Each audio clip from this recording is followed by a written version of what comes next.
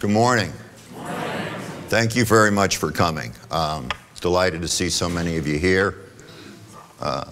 Sounds like the sound's working better this time, right? We got that?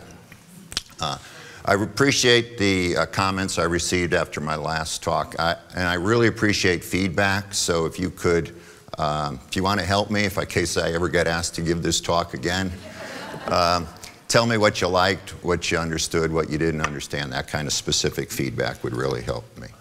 And this time I get to thank Father Chris personally for inviting me to speak. So thank you, Father Chris. So the topic is Genesis history, part 2. And I'm well aware that this subject is not exactly mainstream in our society. It's a little audacious. It raises a few eyebrows. I was last year discussing this with my son, and my son, I'm sure like all of your children, is extremely deferential to his father and quite impressed with my intellectual conclusions. So my son immediately stopped me and said, "Dad, don't go off the deep end." Well, sorry, we're going off the deep end here, folks. Hang on. Why are we doing that? Well, first of all, as you probably concluded from, if you were here the first time, I think it's all true. But it's not just me, it's thousands of PhD scientists worldwide.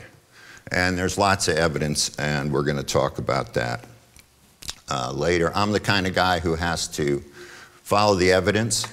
That's why I wrote my book, Counting to God, where I go through the evidence as best I could 4 years ago for the existence of God. I consider my book proves the existence of God, although I didn't at that time look at the evidence for the truth of Genesis. So this book is free. I've got some copies if you want it. If you want to make a contribution to Father Chris's fund for the local indigent, that's fine, but the book is free.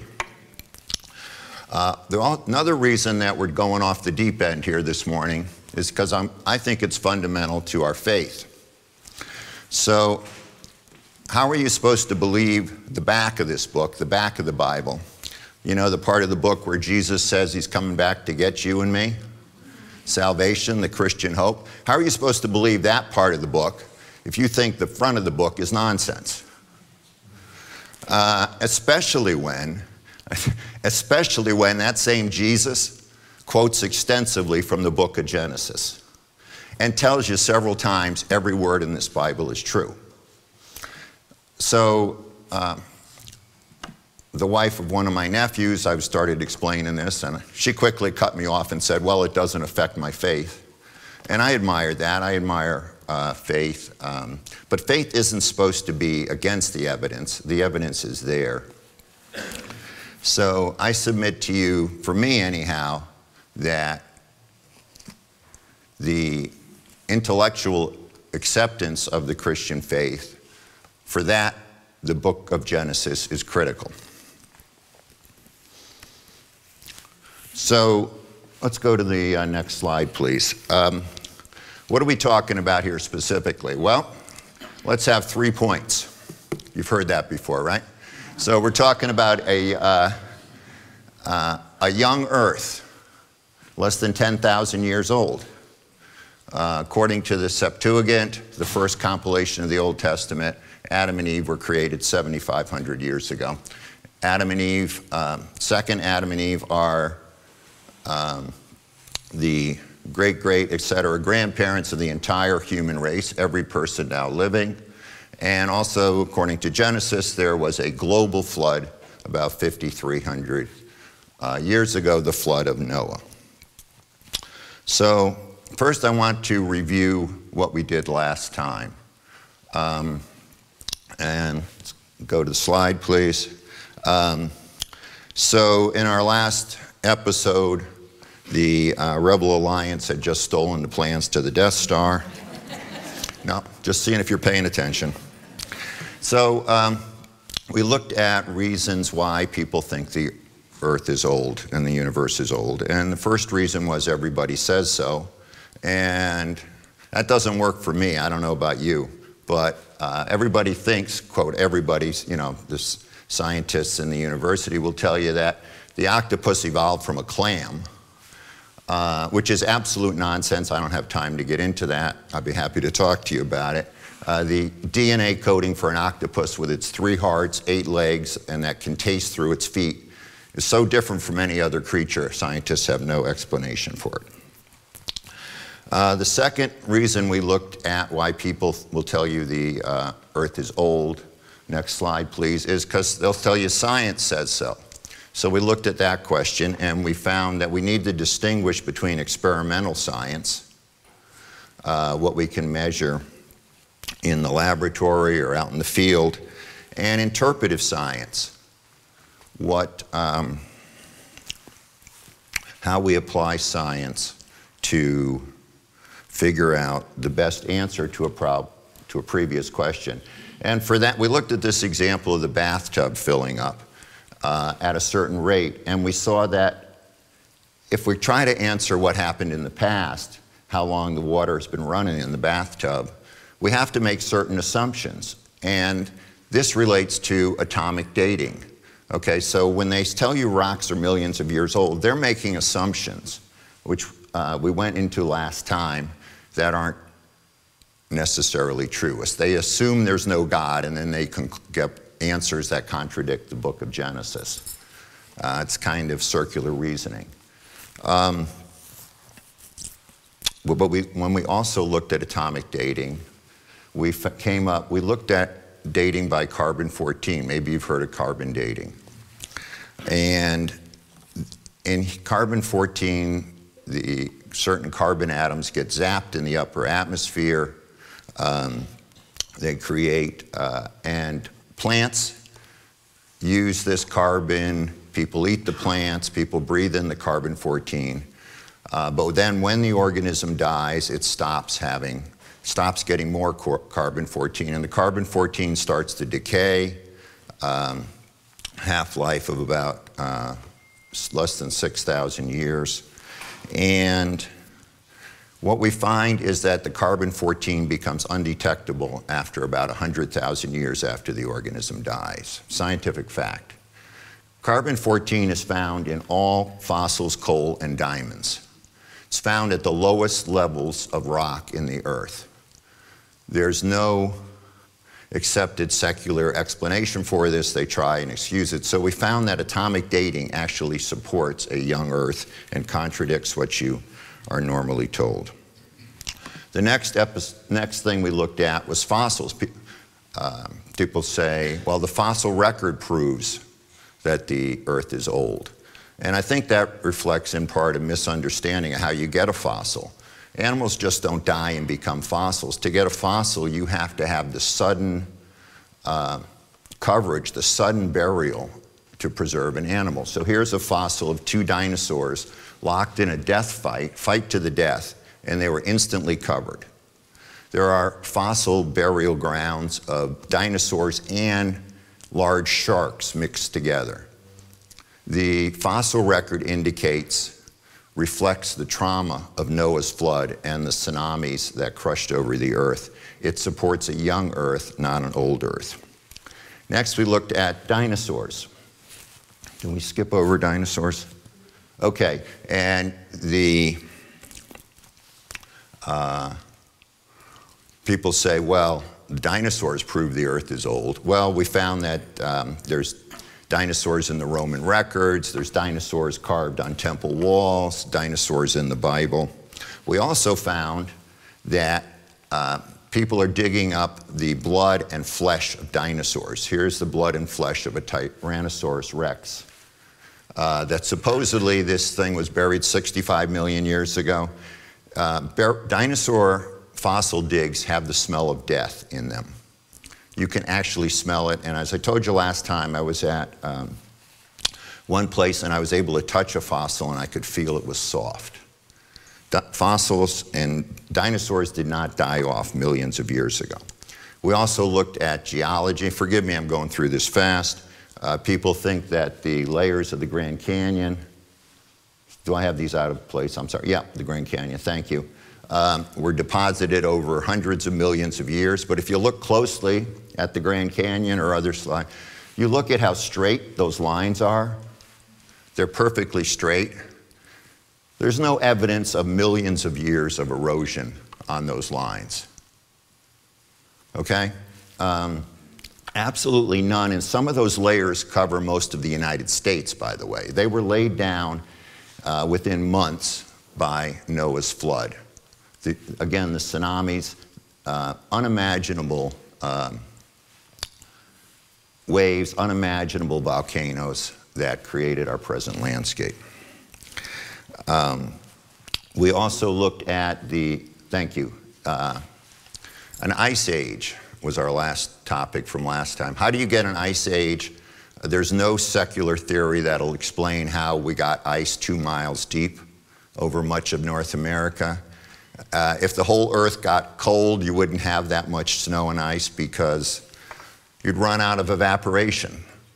To get 2 miles of ice, you need hot oceans heated by volcanoes all over the Earth, and you need the equivalent of nuclear winter, if you heard that phrase. You need the particles from the volcanoes blocking out the sun. So the ice age is strong evidence of Noah's flood. All right, now I'm going to move on to new stuff. And first we're going to look at magnetism. Okay, bear with me, I know this is a little technical, but magnetism is created by the movement of electrons going in the same direction, so to speak. I think everybody knows the Earth has a magnetic field, but what you may not know is the Earth's magnetic field is getting weaker all the time. It's losing about half of its energy every 1,500 years, which it's like a blink of an eye if the Earth is millions of years old. How could that happen? And if you project that going back, that means that somewhere around 10, 15,000 years ago, if the Earth was that old at that rate of decay, the magnetic field would have been so strong as to melt things on the surface of the Earth. Now, secular scientists will say, well, there's something in the Earth's core that's somehow regenerating the magnetic field, but they have absolutely no explanation what it could be. You know, I used to think that the Earth's magnetism was caused by the center of the Earth having an iron core and that iron core being magnetized. But I learned that heat destroys magnetism. There's something called the Curie point. At 3,500 degrees, anything becomes so heated and the movement of the electrons becomes so chaotic that it can no longer be magnetized. So the Earth's magnetic field does not come from the center of the Earth. Where does it come from? Well, a scientist named Russell Humphreys came up with a theory. His theory is that God aligned all the hydrogen atoms in the universe when he created the universe. And Dr. Humphreys has made predictions based on that theory, the alignment of all hydrogen atoms 7,500 years ago, that for the strength of the magnetic field, not only of the Earth, but also of different planets in the solar system, believe it or not. And here's the astonishing thing. His theory has matched what we found as we've explored the solar system. And folks, that's the gold standard in science, okay?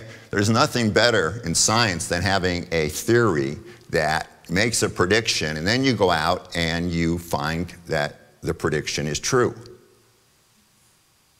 That doesn't happen very often, but Dr. Humphreys' theory explains that. And he not only, stay on that one, please. Stay on the magnetism, if you could. So the magnetic field probably, in the Earth's magnetic field, probably was about 10 times as strong as it is now before Noah's flood, which helped protect human beings from the decay from cosmic radiation we're all subject to. And it resulted in less carbon-14 being formed because there were less zapping of carbon atoms in the upper atmosphere. And this is why carbon dating is off. So you may have read, for example, that the Neanderthals lived and died 35,000 years ago. Well, they get those carbon dating wrong because there wasn't as much carbon-14 back then. The Neanderthals lived about 4,500 years ago. They lived in caves largely because that was during the Ice Age and it was cold in Europe.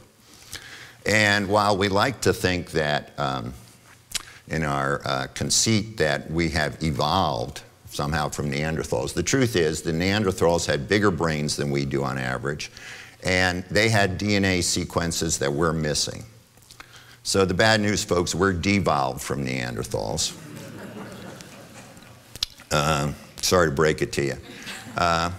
But the Earth's magnetic field is why scientists, and one of many factors why carbon dating that you read about is wrong. Also, our galaxy has a magnetic field. Why should all the hundreds of billions of stars in our galaxy have the movement of electrons aligned? I realize you don't spend a lot of time every day thinking about magnetism, but I submit that when you look at this subject, it is a reason to conclude that the Earth is young. And by the way, if you want lots more, I'm only going to touch on a few things in these 2 sessions. You can go to creation.com, search for Age of the Earth, and you will get a list of 101 scientific reasons why the Earth is young. Okay, let's move on to astronomy. So I've been told by my wife, who of course is much smarter than I am, as all of your wives are, I'm sure, gentlemen, that I give you too much detail. Less is more, she tells me. So we're going to speed it up here. Maybe we can have some time for questions. So I am not going to talk to you about comets, and I'm not going to tell you that as they go around the sun, you see those tails, that stuff coming off the comets. Comets are sort of frozen snowballs. And comets couldn't have been around for millions of years because they wear off every time they go around the sun. So we're not talking about that. You didn't hear it here. Okay, let's go on to, I could actually go through every planet of the solar system and give you scientific facts that show you that that planet is young. For example, if I could talk about moons of Saturn that shoot spurts of water at supersonic speeds, that kind of geological activity couldn't exist if that moon was a couple billion years old. The rings of Saturn, those fine rings, they would have blended out and blurred if Saturn was that old. We could go through all the planets. Again, they recently discovered that Pluto has features, recent geological features. The bodies of the solar system, I submit, are strong evidence for a young Earth. Okay, let's, okay, we covered these. And another thing we're not going to talk about is spiral galaxies. No. There are billions of spiral galaxies. Those arms that you see show that the galaxy is young. It's sort of like if you're cooking or you're mixing something in, you pour something in, and when you first stir, you get curved lines, right? But if you keep stirring a few times, it all blends together. Anybody had that experience? I hope that analogy makes sense. Well, this galaxy couldn't have been followed the models. It couldn't be billions of years old because you can see the arms there. All those bright dots are blue stars, which shouldn't be there. They should have burned out a long time ago if the galaxy was old. And here's an interesting fact. If you look through telescopes at the farthest part of the universe, Well, according to Big Bang models, we're looking at baby galaxies in the process of evolving or forming into more mature galaxies. Well, those, quote, baby galaxies look fully mature. We see no difference in the shape or content of those galaxies as we go back in time.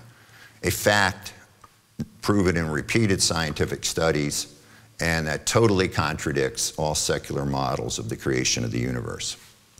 There's one thing I should touch on here while we're talking about astronomy and the question of distant starlight. Okay?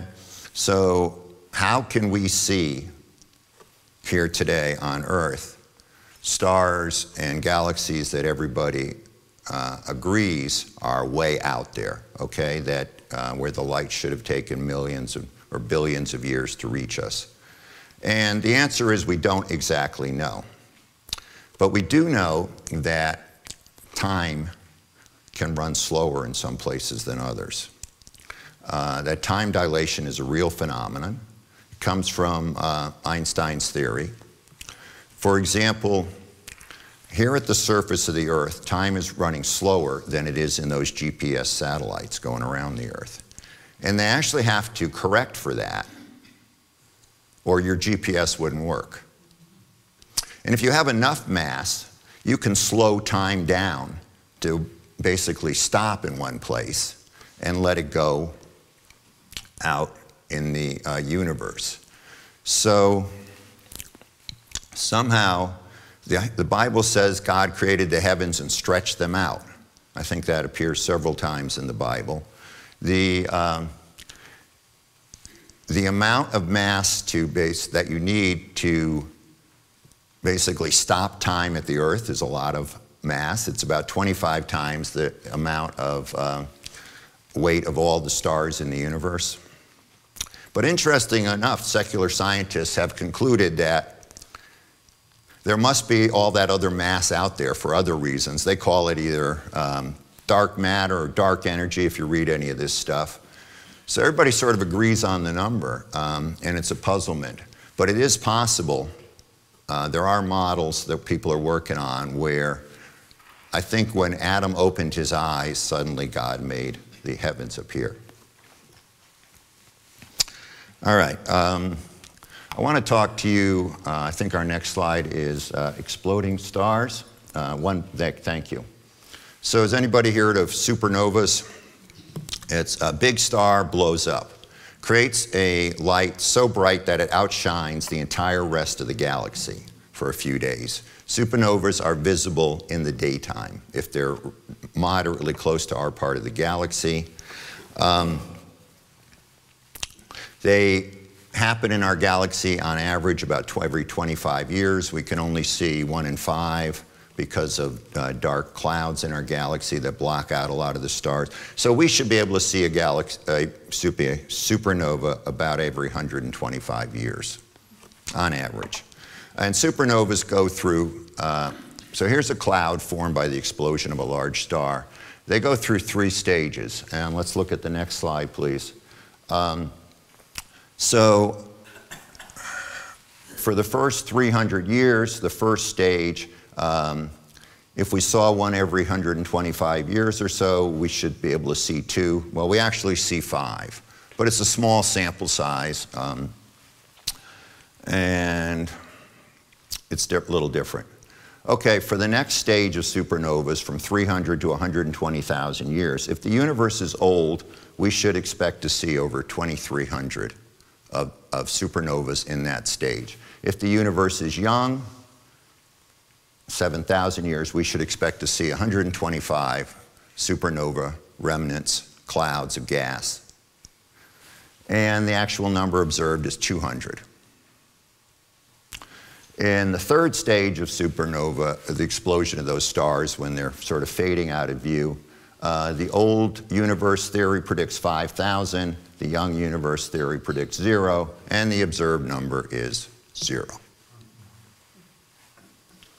You don't read a lot about this stuff in the papers, do you? Supernovas.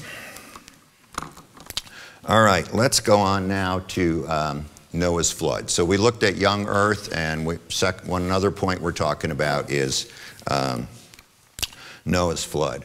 So I was at the British Museum in September. I love the Assyrian stuff, and I got this great book for Christmas. Thank you. And one of the things it's got here is some Assyrian tablets that have the story of Noah's flood. So the author of this book says, well, you know, this is in the Bible. It's also, of course, in the Babylonian epic of Gilgamesh, which reflects the Bible story amazingly. I mean, birds going out, coming back.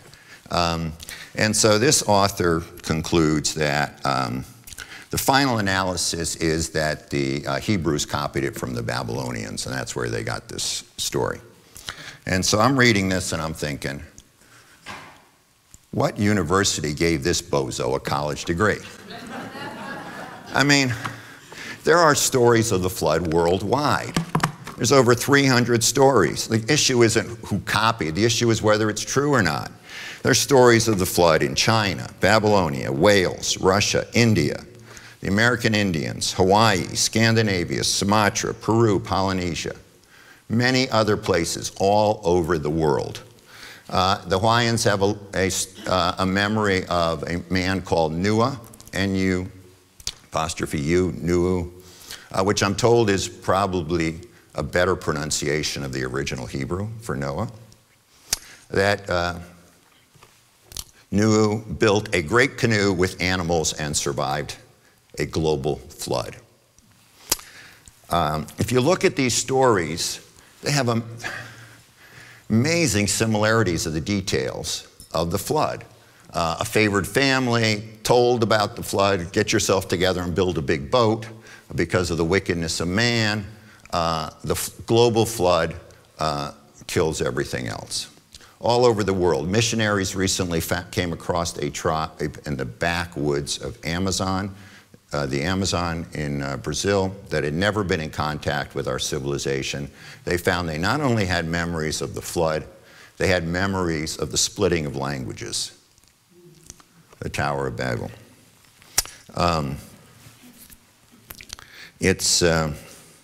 I want to read to you what a man named Josephus says on this subject. Now, Josephus lived about 50 years after Jesus. He's one of the great ancient historians. He must have been a pretty smart and clever guy because he revolted against the Romans, and the Romans ultimately let him live. And the Romans weren't known for their mercy and kindness, so he must have talked his way out of that one.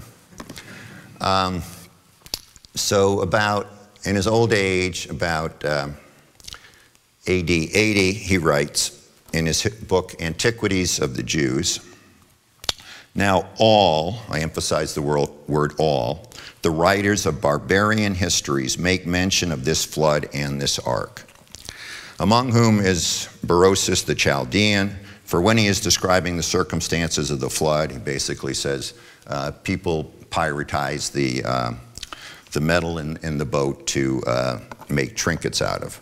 And then he says, and I can't really pronounce these names, so please give me some slack. Hieronymus the Egyptian also, who wrote the Phoenician Antiquities, and Manses, and a great many more make mention of the same. Nay, Nicholas of Damascus in his 96th book. Nicholas of Damascus was the tutor of the children of Mark Antony and Cleopatra the Great. He actually wrote 144 books of the history of the world, which are almost all lost to us. The point is that Josephus, who had access to wonderful books of the history of the world, says that all of them talk about the flood. All.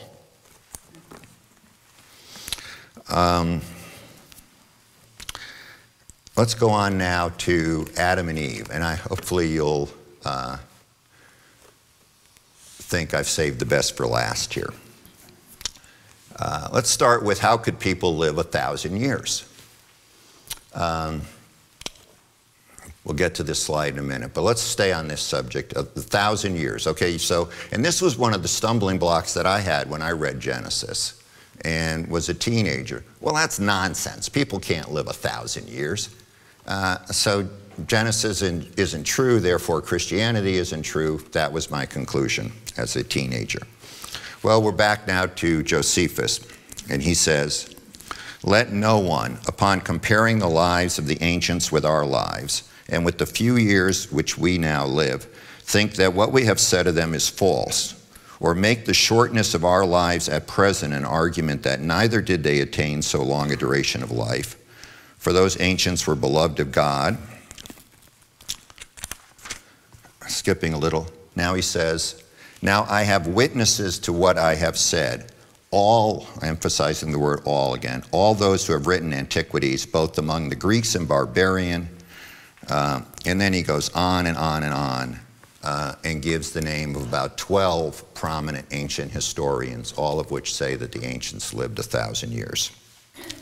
And then he basically says, well, if you don't believe me, it's your problem. So it's in the history books. According to Jewish tradition, Adam and Eve had 33 sons and 23 daughters. You could marry your sister back then because the DNA was perfect. It was only thousands of years later, after DNA mutations came into being, occurred, that you didn't want two copies of the same mutation. It could be fatal, and God created the rule that you should marry your sister.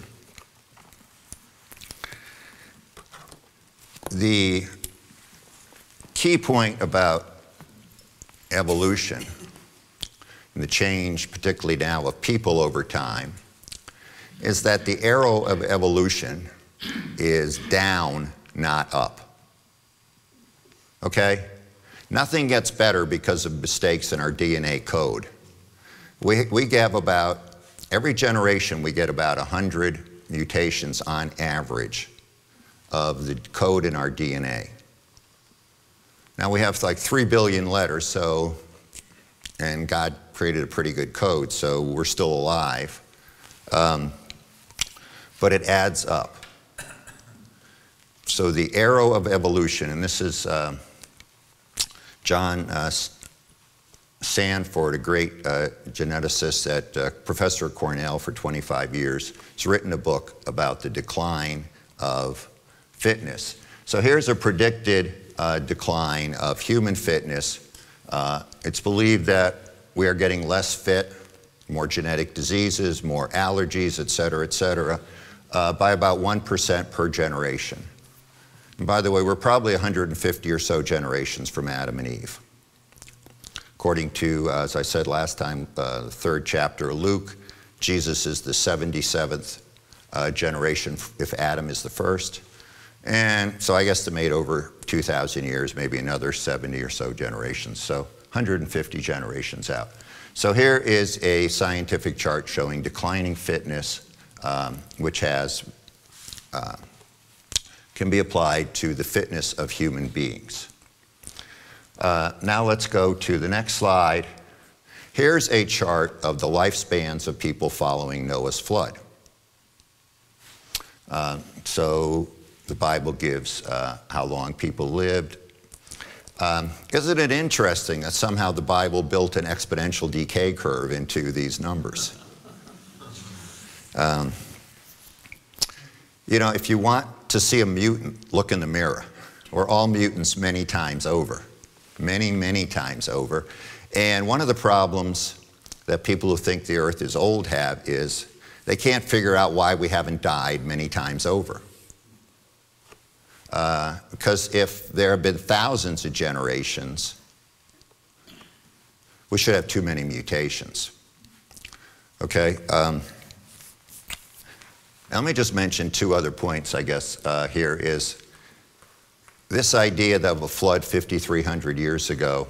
How many people in Egyptian history or Chinese history or whatever, how many kings are there who are said to live more than 5,000 years ago? Basically none. Isn't that kind of curious? And another thing I find curious is, you know, this idea that human beings, well, you know, suddenly the monkey turned into a human being 100,000 or so, 200,000 years ago. But then people invented agriculture 10,000 years ago. Again, false dating of carbon-14. But so am I supposed to believe that it took fully aware human beings 90,000 years to learn how to put a seed in the ground? Especially since they were starving to death? I mean, how much sense does that make? I mean, really, when you step back, and I know it's hard to step back from the mindset of our culture and everything you read, but when you step back, a lot of what you're told is just nonsense.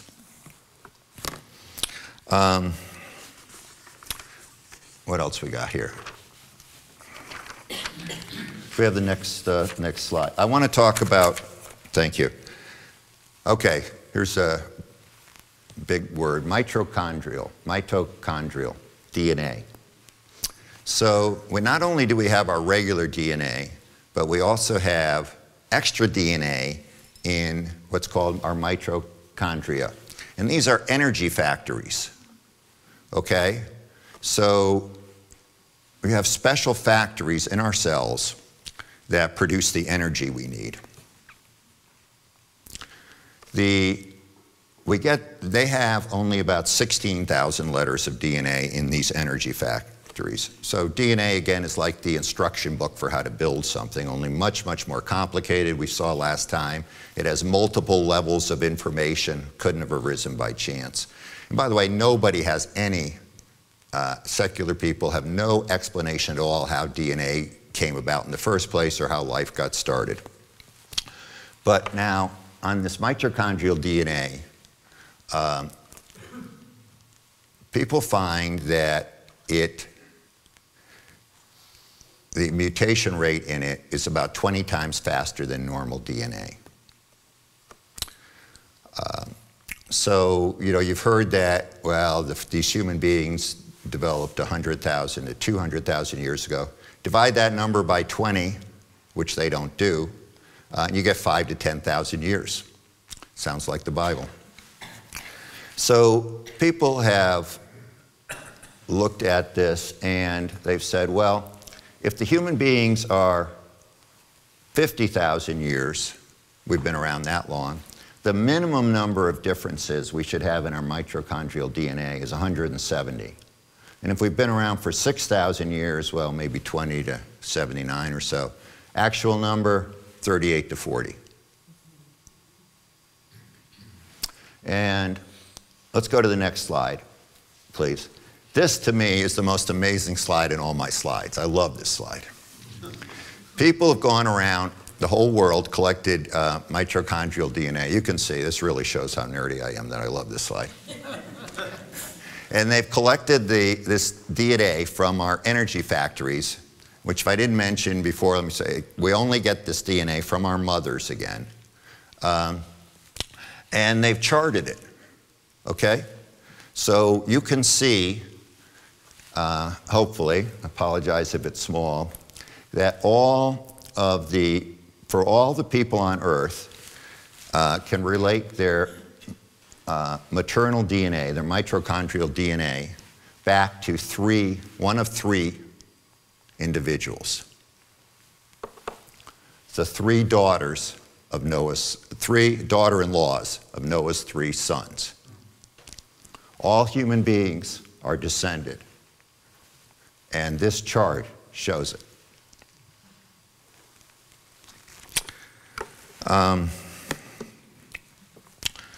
Okay, and let's look at the Y chromosome so us guys don't feel left out now. We get the Y chromosome only from our fathers. Here is a picture of Y chromosome differences. All men living today are descended from Noah. We don't know exactly where Noah is on that chart, but one of those interior points, clearly. Somebody has done a study of how the differences, how fast the Y chromosome is deteriorating, and concluded that Noah probably lived 4,000 to 5,000 years ago, according to his study. Again, support for the Bible. All right, so again, I realize that what I'm telling you is contrary to what you read out there. So next time you pick up the newspaper, and we all know everything we read in the newspaper is true, right? Next time you pick up the newspaper and it says, oh, people found, you know, burial mounds in Vero Beach from 10,000 years ago, or dinosaur bones from 200 million years ago or something, you're going to think, well, that Doug sure had some strange ideas, didn't he? So if you really want to get into this, I'd submit that you need to read more and learn more. The easiest way to do it is, I think, or one of the greatest ways, is to go to the Institute for Creation Research website, icr.org, and sign up for this magazine, Acts and Facts. I've got a few copies out on the table. It is free, so. And this is a great organization. They're building a discovery center. I got a preview of it outside Dallas. You can also go to Netflix. There's a movie, Is Genesis History? It's really good. They brutally plagiarized the title of my talk, but no, I forgive them. It's a great movie about why the Earth is young. You can also go to creation.com and again find all these articles, and you can sign up for, I think it's like $25 a year for their magazine, Creation Magazine. And I would encourage you to do that, because I believe this type of scientific pushback to the nonsense that we read, and to the attacks on Christianity, is critical. Christianity is declining because people are not fighting back. Okay? We are on the decline because we won't stand up and defend the book of Genesis. The book of Genesis is the foundation of the Christian faith. Okay, I think we have a few minutes for questions. Yes? I'm not very good on math, so if you'll help me. You said that Neanderthals were 5,000 years ago. That would make it 3,000, what we would call 3,000 BC. Mm-hmm. But we know that there were Egyptians and Chaldeans and people who lived then. Absolutely. So are we saying that the Egyptians were the end? No. No, the Neanderthals probably suffered. They were in Europe, you know, and they were traveling around. They probably suffered from some vitamin deficiencies, but yes, they lived at the same time as the ancient Egyptians. So we're really talking 3,000 BC when we talk. I mean, it's 5,000 years ago from today. That the flood was, right? And everybody is descended from Noah and his family. Exactly. Yes, Raleigh. Didn't you tell us in church Sundays ago that all human DNA goes back to two human beings, right, and no further? Yes. Which is, when you contemplate it, it staggers your mind to think that there's really an anatomy. Exactly. And that, everybody basically accepts that, okay? So what they'll tell you, and this was in the paper recently, I think, well, you know, isn't it strange that we're all from two human beings? Clearly, the human race must have, you know, must have had some problems. People were starving, but two of them hung on. I mean, but, you know, you're right. Think about it. It's a scientific fact. Two human beings. Another part. I read recently a theory or a statement that confirms in your thinking. That was that if you take all the fossil bones of humans that are found, you can get them into a semi-large human. Right. And if humans have been coming for hundreds of thousands of years, there have to be millions of bones all over the world. No. But they've just found so few. Right, and they find like a tiny piece of bone, and then they make up this theory, because every person who finds a piece of bone wants to get his name in the history books, so he creates a new type of human being that supposedly lived, you know, or ate variation, and it's all fantasy. And then they don't let other scientists typically examine those bones. I mean, the fraud going on in that area is amazing. Yes? What about black holes? Now, is there such a thing as an old star that would collapse in of itself and create black holes? I think black holes are real, yeah. But exactly how God did the time away from the Earth, I don't understand. But I think they're real, yes. Questions? Okay, it's 15, one more, I'm sorry, go ahead. Doesn't Genesis imply that prior to the flood, that there's never rain on the earth and there was a layer of water in the atmosphere that... I think some people think that, yeah, and I think there's support. There's so much I haven't been able to get into, which is why I encourage you to read more. But God changed the laws of physics at the flood. Just as he changed the laws of physics at the fall, when he cursed the earth, he added the second law of thermodynamics, the law of decay and destruction that we're all subject to. But yes, it's believed that before the flood, it did not rain, and that plants were watered from below. It was also believed there was more oxygen in the atmosphere, so the gardens and forests would have been enormous. That created the coal beds and the oil fields that we see today. Thank you very much for coming.